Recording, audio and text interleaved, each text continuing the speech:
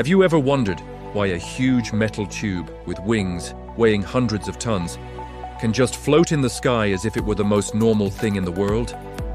Most of us learned in school that it's due to lift. The air flows faster over the curved top of the wing than over the flat bottom. Faster flowing air creates less pressure, so the wing is sucked upwards. Sounds logical, right? But what if I told you that this explanation is at best incomplete and at worst simply wrong, and that even planes with completely flat wings or those flying upside down can stay perfectly in the air? Stay tuned, because today we're uncovering one of the biggest secrets of modern technology and finding out how airplanes really fly. The idea that air molecules separating at the front of the wing must arrive at the back end at the same time is a widespread myth.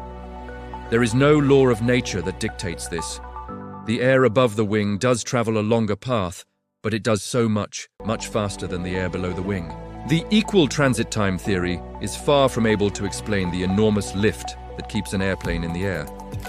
If it were true, the lift generated would be only a fraction of what is actually needed.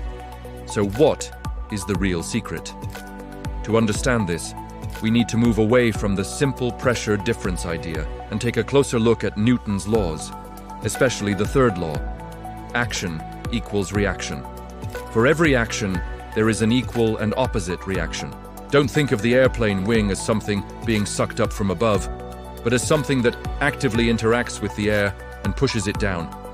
Yes, you heard that right. An airplane flies because it relentlessly throws huge amounts of air downwards. The core of this principle is the angle of attack. This is the angle at which the wing meets the oncoming airflow. Even a completely flat board can generate lift if it is slightly angled.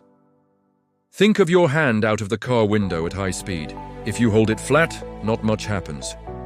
But if you angle it slightly, you immediately feel a force pushing it upwards. That's exactly what happens with an airplane wing.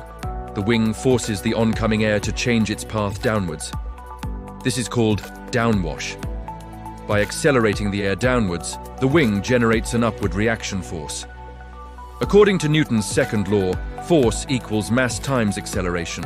The airplane moves a huge mass of air downwards per second, thus generating the necessary force to overcome its own weight and take off. Now, the aerodynamic shape of the wing comes into play. The characteristic curve, the so-called airfoil, is extremely efficient at deflecting the air downwards with as little drag as possible. The top surface of the wing is designed to gently guide the air downwards.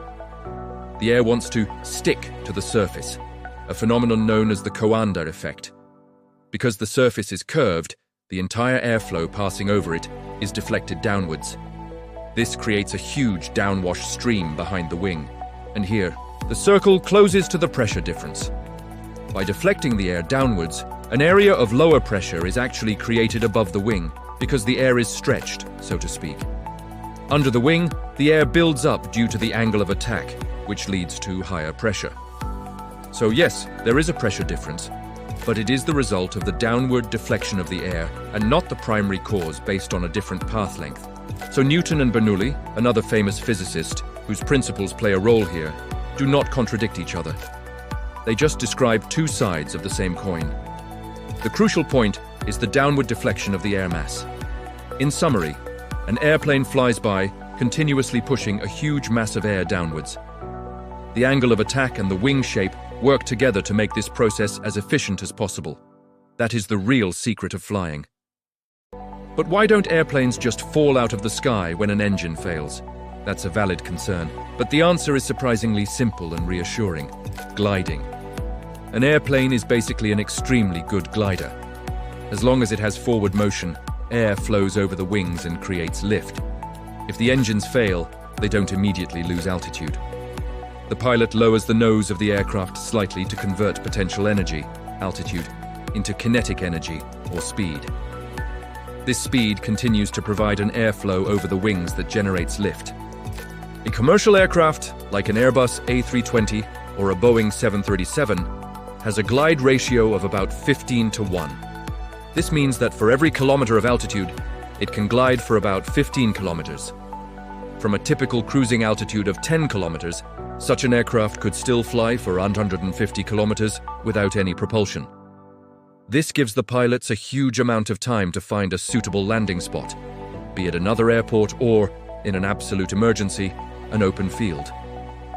The famous Miracle on the Hudson landing is the perfect example of this.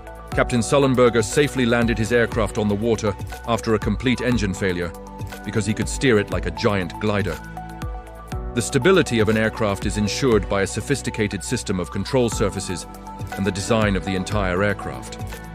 The horizontal stabilizer at the tail stabilizes the longitudinal movement, similar to the feathers on an arrow. The vertical stabilizer provides directional stability. Modern aircraft also have highly developed computer systems, so-called fly-by-wire systems, that constantly make tiny adjustments to keep the flight smooth and stable. They help the pilot to fly the aircraft within safe parameters and prevent dangerous flight conditions. Another important factor is redundancy. Every critical system in an aircraft is present multiple times. There is not just one, but usually 2 or more engines. There are several independent hydraulic and electrical systems. If one fails, another takes over immediately. This extreme redundancy is the main reason why technical failure has become an extremely rare cause of aircraft accidents. And what about turbulence? Many people are afraid of these air pockets, but for an airplane, turbulence is nothing more than a bumpy road for a car. They are unpleasant, but not dangerous. The aircraft is designed to withstand forces far beyond the strongest turbulence that occurs in the atmosphere. The wings are flexible and can bend significantly to absorb the loads. That may look scary, but it is a sign of excellent design. Do you remember our initial question? Why is the old explanation with the longer path of the air wrong, or at least insufficient? Because it obscures the actual physical principle, the massive downward deflection of air. Airplanes that fly on their backs can only do so by raising the nose sharply, creating a high angle of attack that pushes the air down, despite the wrong wing profile. Airplanes with symmetrical or flat wings do exactly the same thing. It's always about moving air down to get a reaction up.